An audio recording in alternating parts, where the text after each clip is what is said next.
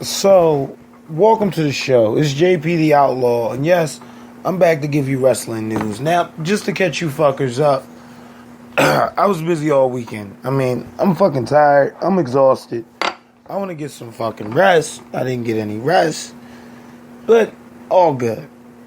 That toppled plus the fucking the personal drama I got going on. This is not that I didn't have time to record. I'm not gonna hit you guys with that, which I didn't because I worked literally from 8 to 8. It was more or less I didn't want to give a piss poor show. Like even now my voice is a little fucked up, and I'm also sitting there smoking a cigarette, so don't worry about that. But moving on, I do want to touch on a couple of things, and I have two stories that I just wanted to go over. I didn't do any JP show over the weekend, so I felt as though I owe this to you guys to make up for that.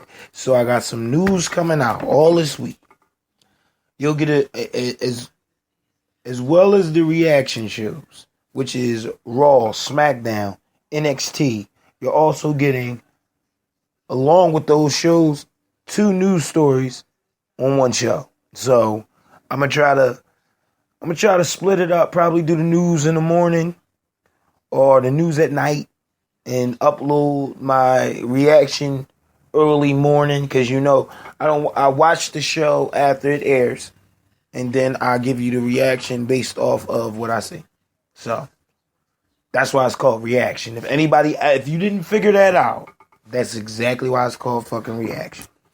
Anyway, so getting into this shit, I'm thinking about this Ranallo situation, which I'm a big fan of Ranallo.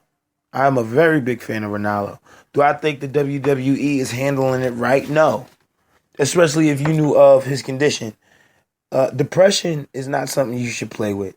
That is not something that a lot of people suffer from depression. And there's many forms of depression. And you can be I forget the name. I had it all mapped out, but I forget the names of the certain brands of depression. You dig me? I suffered from depression not too long ago. So I know how it feels. I know how it feels to be in your head and it's not you. It's just the way your chemical balance is. And again, a lot of given days I paint a fucking smile on my face and I make shit happen. And some days I am depressed. Not all the time, but some days I am. But when I find myself getting to that point, when I find myself, not wanting to be bothered, I just stay to myself because I know in my depression, I also suffer from rage. I know depression sparks my rage because I get mad when shit pisses me off. So I understand Ranallo. So that was a completely different tangent. I want to stay on something concrete, which is this story. So Ranallo, for months now, has been fucking bullied by JBL. If you're watching fucking SmackDown, all of last year, he was fucking bullied. The Classic, the Cruiserweight Classic, the work he did on NXT, never happened. Never happened. Plus, everybody knows better because Michael Cole is the head of announcers. And then Michael Cole are best friends.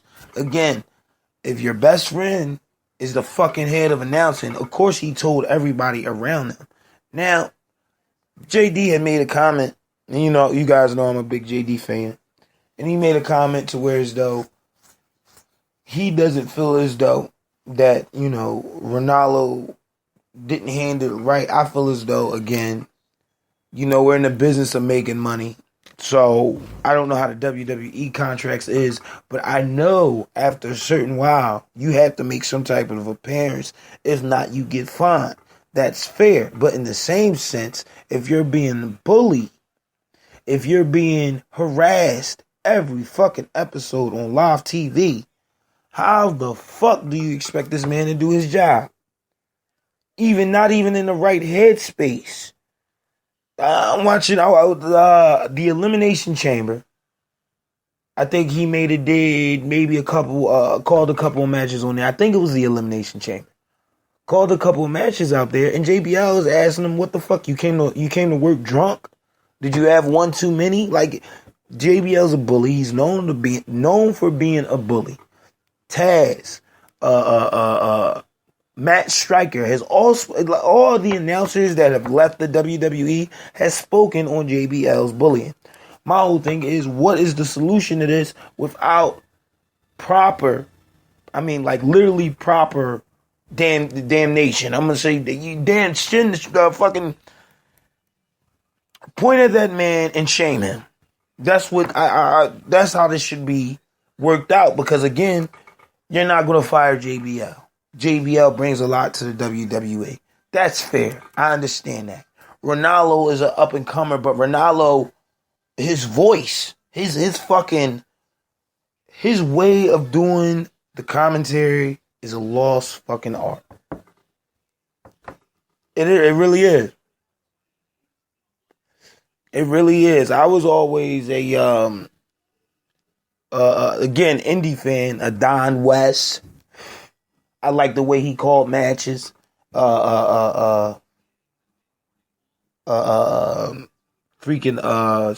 Vampiro. I could even go Vampiro. Joey Styles. I like the way, and Joey Styles was the only fucking announcer. It wasn't a multi-announcer booth. It was one fucking announcer calling all the action in ECW. And Ranallo is just up there with that. He's one of the greats. And for the fact that he can't do his job because some dickhead wants to argue with him over something as petty as me winning a fucking award. If he won an award, I said me, but forgive me. It pisses people off. If he won an award for his job, then why shit on him? Because you can't live up to that talent, JBL? Because you have some type of fucked up view of the world? No, not fair. Fans are calling for his job, and they're right to call for his fucking job. Ranallo himself is moving over to boxing.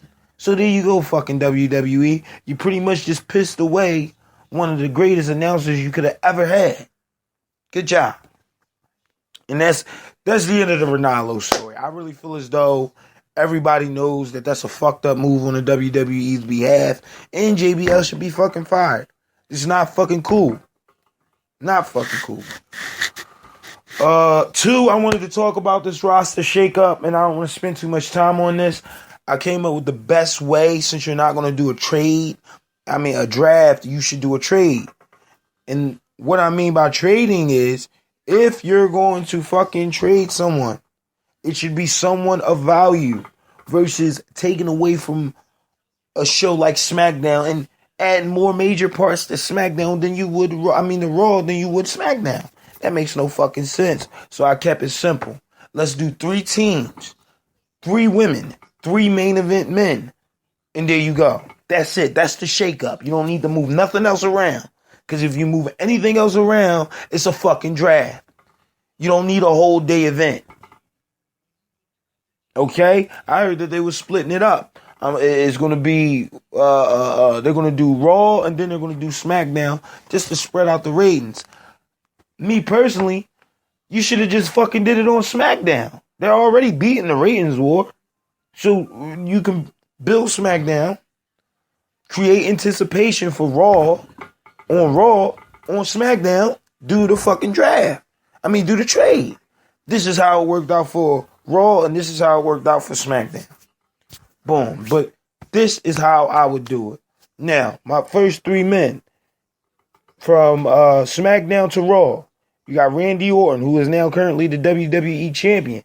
You take that title off of him and give it to fucking AJ Styles because he should have never fucking lost it. Give it back to him. Boom. Baron Corbin.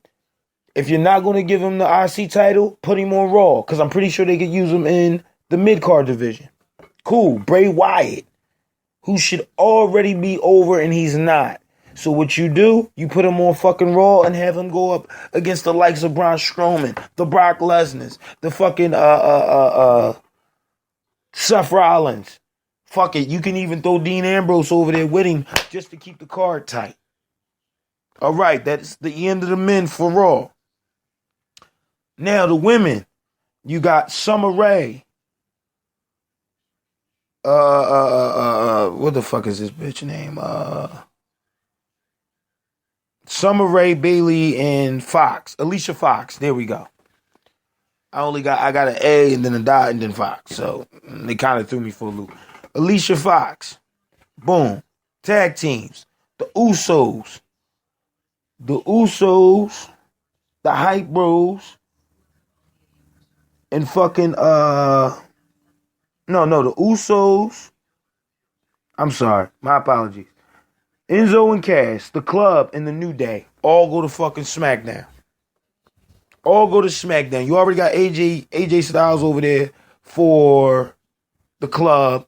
The New Day you can split up and they all can run in their own divisions. Big E belongs in the fucking mid card or the heavyweight division. You can give Kofi a fucking title shot every once in a while. And Xavier Woods can be a goddamn fucking backstage interview guy if you want him to be. Break up the fucking New Day. You don't need to have them together. Simple. Fucking from fucking Raw to SmackDown. Well, that was SmackDown to Raw. So now we're gonna do Raw to SmackDown. Okay? So you got Roman Reigns. Yes, fucking Roman Reigns.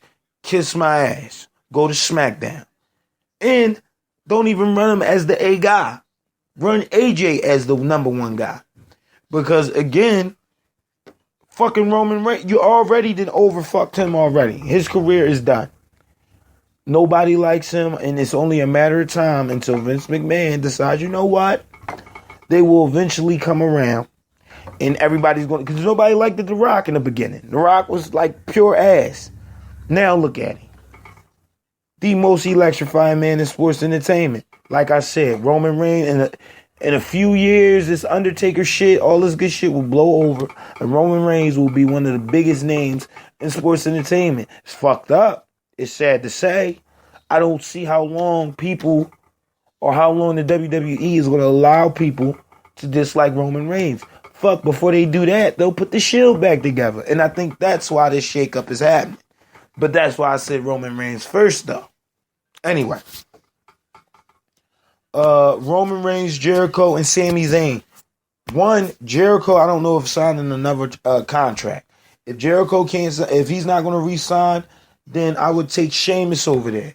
Or Cesaro. Between them two, split up that tag team. And fucking put Cesaro and Sheamus, or Cesaro or Sheamus on SmackDown. Easy. Okay? Fucking, who else we got here? Sami Zayn. Sami Zayn should be in the fucking heavyweight title contention, but here we go again. He's nowhere near it. Why? I don't fucking know. But the shakeup could make a big fucking difference. Going into the women, Naomi, Alexa Bliss, and Tamina. Now, again, we haven't seen Tamina since her father passed. Rest in peace, Superfly Snooker. But I think she would be a big, big part of. Remember the Towers of Power when you had Hogan fucking going up against Macho Man? Now, put two women there. Put Nia Jax and Tamina. There you go. That fucking match books itself. Easy. You can even do multiple things. Fucking Tamina versus Charlotte. Sasha Banks. Emelina. You could do that. But you gotta switch it up. And my three tag teams would be the Usos, the Hype Bros, and whatever team they got on SmackDown. The Usos, the Hype Bros,